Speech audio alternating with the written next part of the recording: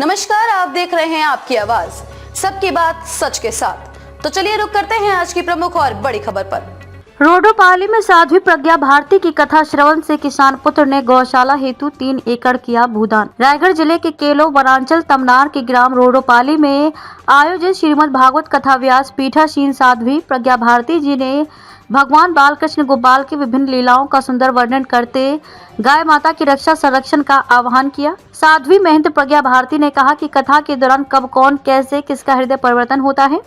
भगवान श्री कृष्ण की कृपा से बजर मुर्डा के बालक मुक्तेश का गाय के प्रति अगाध स्नेह ने तुलेश नायक परिवार द्वारा 3 एकड़ भूदान का संकल्प हेतु उनकी उज्जवल भविष्य की मंगल कामना की गई। गाय माता नहीं रहेगी तो यज्ञ नहीं होगा, क्योंकि गाय के बिना यज्ञ संभव नहीं है।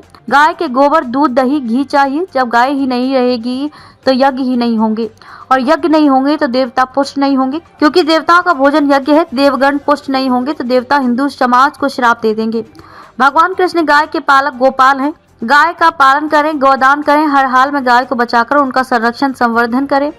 और नारा छाल आदर्श गौशाला की स्थापना के साथ वहां भगवान कन्हैया जी की मूर्ति स्थापना गौ माता के साथ करने पूर्व मंत्री सत्यानंद राठिया एवं क्षेत्रवासियों से तन मन धन से गाय माता की रक्षा संरक्षण संवर्धन करने आग्रह किया गया। भारतीय संस्कृति पर किस तरह से गलत तरीके से प्रचार प्रसार किया जा रहा है, संस्कृति को बचाने के लिए कथा की जा रही है। कथा के माध्यम से हिंदू संस्कृति के बारे में संदेश दिया जा रहा है। तुलेश नायक कृषक ने बताया कि पुत्र मुक्तेश को गाय के प्रति बचपन से स्नेह श्रद्धा भाव है। पूज्य साध्वी प्रज्ञा भारती दीदी जी के बाल कृष्ण लीला भागवत कथा के दौरान गाय की रक्षा संरक्षण संवर्धन आह्वान से प्रभावित होकर नायक परिवार ने गौशाला हेतु 3 एकड़ भूमि दान करने का संकल्प लिया है। अघरिया समाज कृषि गाय पालन के लिए मशहूर है। हमारा समाज का इष्ट देव श्री कृष्ण भगवान की कृपा से गौशाला निर्माण हेतु भूदान करने का सौभाग्य प्राप्त हुआ है। सभी समाज के लोग गौशाला में गाय माता का संरक्षण संवर्धन करने में सहयोग प्रदान करने का आग्रह किया गया। सिखाया गया। हमारे ऋषि मुनियों ने प्रकृति की पूजा की है, नदियों की, तालाबों की, वृक्षों की, सबका पूजन किया है।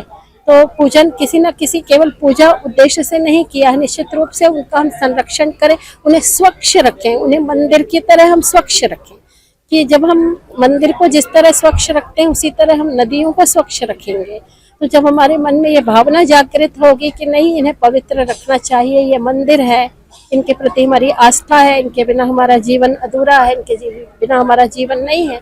ये सारी बातें जब हम कथा के माध्यम से जैसे जैसे प्रसंग आते हैं वैसे वैसे उन विषयों को लेकर उनके समाधान पर चिंतन करते हैं। आज भक्तजन ने 3 एकड़ भूदान का संकल्प लिया है, और लोगों से क्या आप आग्रह करेंगे गौशाला के संरक्षण संवर्धन के लिए? बस मैं यही निवेदन करती हूँ कि भूमि तो मिल गई है और भूमि पर गाय भी मिल जाएंगी, लेकिन गौदान करना, भूमि दान करना अपनी जगह है। लेकिन अब उन गायों का संरक्षण करना तो केवल धन भी दे देने से काम नहीं चलेगा। तन मन धन, क्योंकि मन भी बनाना होगा गौरक्षा के लिए और धन भी देना होगा, और एक आदर्श गौशाला की स्थापना करनी होगी। गाय संरक्षण का संदेश देना होगा, और गाय को हम किस तरह हमारी श्रद्धा जागे, ये सारी बातें, छोटी छोटी बातें हम उस गौशाला के माध्यम से पूरे छत्तीसगढ़ में क्या पूरे देश में ये संदेश देंगे, पूरे विश्व को संदेश देंगे।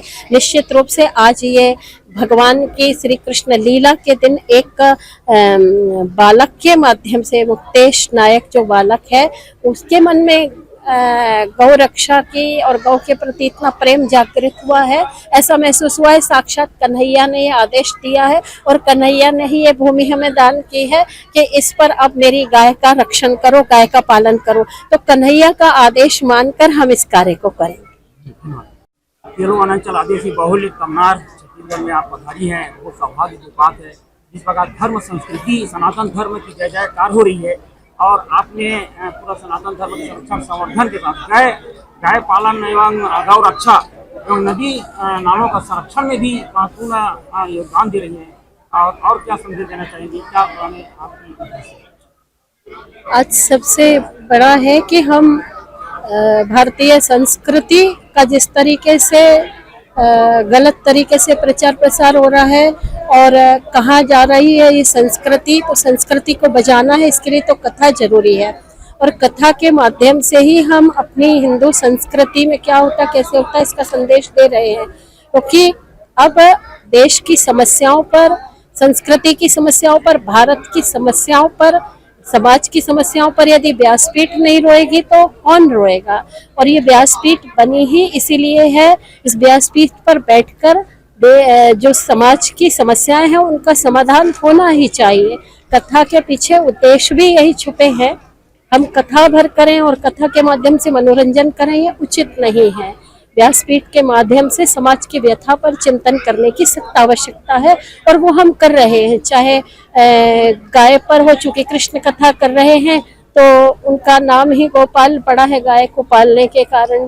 तो हम निश्चित रूप से गाय, जिस तरीके से गौवध हो रहा है और गाय घटती जा रही है, गाय पीड़ित है, तो गौ रक्षा कैसे हो, गाय का संवर्धन हो कैसे हो, गाय किस तरीके से हमारी रक्षा करती है, हमें गाय को किस तरीके से रक्षा करना, गाय हमारे लिए कैसे उपयोगी है, गाय हमारी संस्कृति के साथ कैसे जुड़ी है, ये सारी बातें, क्योंकि ये सब बातें आजकल ये जो टीवी चैनल्स हैं इनके माध्यम से ये सब नहीं बताया जा रहा है।